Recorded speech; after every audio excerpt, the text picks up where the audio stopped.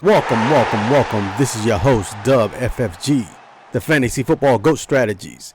Thank you all for tuning in. How was week 2 for you? Was it good? Was it bad?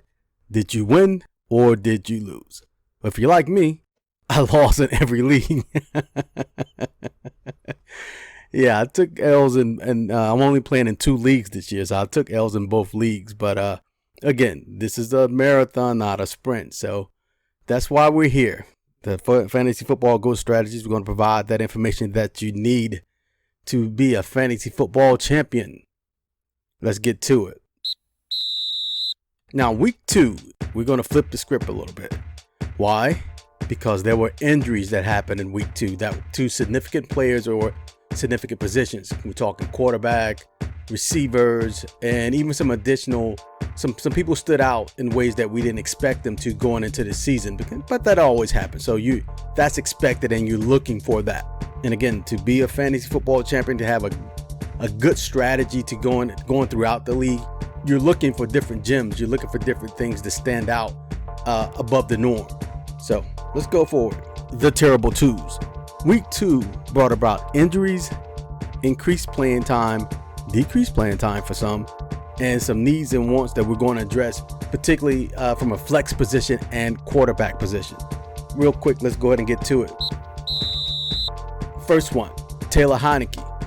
If you have a quarterback, particularly like a Tua, a Tyrod Taylor, or Carson Wentz, somebody that went down, and again, most of the quarterbacks are pretty much gone, Tyler Heineke is still out there in most leagues.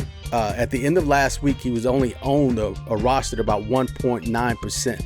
So that's roughly 98% more, 98.1% that he's still available.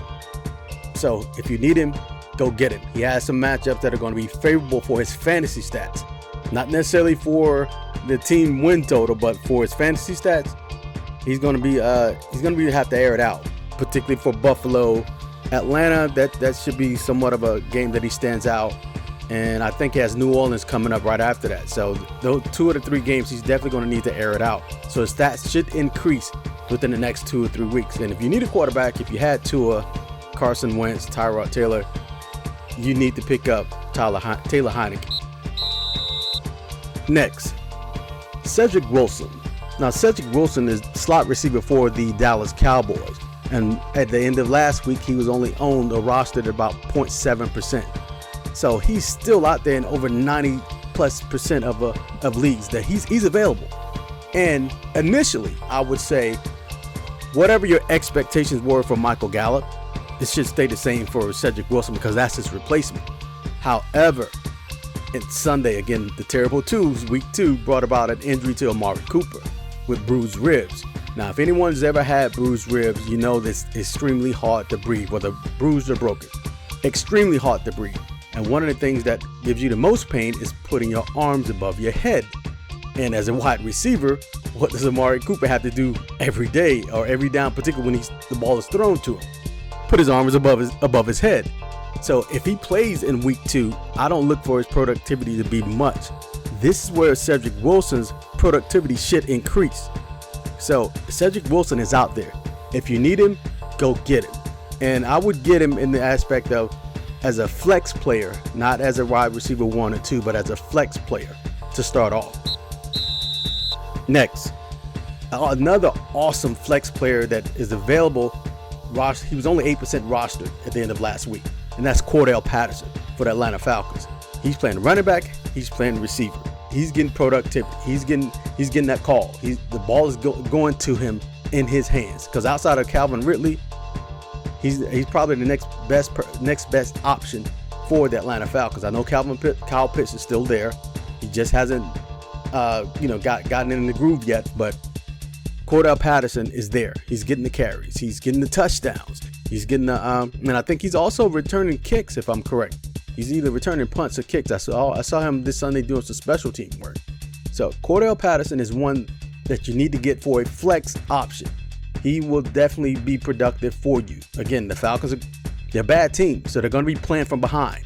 So they're going to be throwing the ball a lot. He's going to be doing a lot of screens and even some handoffs as well, like he's been doing. And he was getting handoffs down in the red zone. So Cordell Patterson is someone you definitely should add. Next, we're talking Tony Pollard. At the end of last week, only 38.6% of people had Tony Pollard on their roster. So he's still available in over half of the leagues. So go and get him. Why? Because if you saw Sunday, he was more productive than Zeke Elliott carrying the ball. Now, he won't start in front of Zeke, and Zeke will still get the bulk of the carries, but he's definitely getting the productivity wise. From screen passes to handoffs, he's active. So go and get Tony Pollard as a flex option, and definitely if you want to handcuff him because of Zeke as well. If you're a Zeke owner, handcuff him. Yeah, do that too. But if you get him to actually put him in a game right now for week 3 going forward, put him in as the flex option. Again, Tony Pollard is going to be a great flex option for at least the next few weeks until unless some type of productivity or a play calling changes. But based off of this past Sunday, he's going to be involved heavily because he was very, very productive against the Chargers. And again, we're just simply talking flipping the script. Needs versus wants. You need flex options. You need a quarterback. You got a few of them that I named.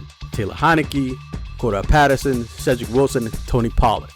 Those are players that can help you if you're in need, particularly if there's an injury or your flex options is not doing what you expected them to do. Go ahead and make that adjustment. Again, these are simply options that I suggest for you going forward into week 3. This is simply for the first 2 weeks of seeing things kind of stand out and make some adjustments. Again, Taylor Heineke is filling in for injured Fitzpatrick. So now, if I'm correct, Fitzpatrick is pretty much gone for the year. So Taylor Heineke is going to be a staple. If he doesn't end up being your starter, again, based off who you have at your QB1, he's definitely should be there on your bench for your backup. Again, other guys, Tony Pollard, Cordell Patterson, Cedric Wilson. Pick them up. Again, this is your host, Dub FFG. Thank you for listening to the Fantasy Football GOAT Strategies. We're here for you. Go ahead and hit that like and subscribe button as well. Thank you. Till next time.